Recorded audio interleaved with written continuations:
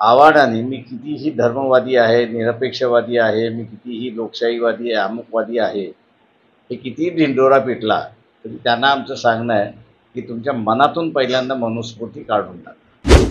शरीरातून मनुस्मृती घालवण्याचा प्रयत्न आहे. मनातून मनुस्मृती केली आहे का, हा त्याच्यातला महत्त्वाचा भाग असं मी त्या ठिकाणी मानतो.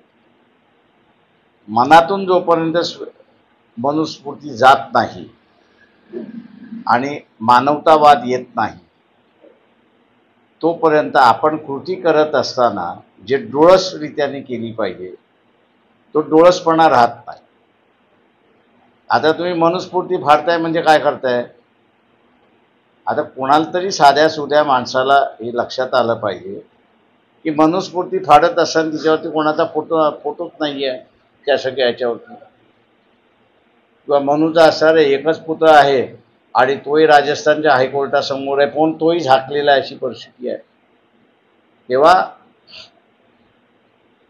या सगळ्या ह्याच्यामध्ये मनातून मनुस्मृती जाणं हे महत्त्वाचं आहे. आणि या कृतीचा आम्ही असा निषेध करतो.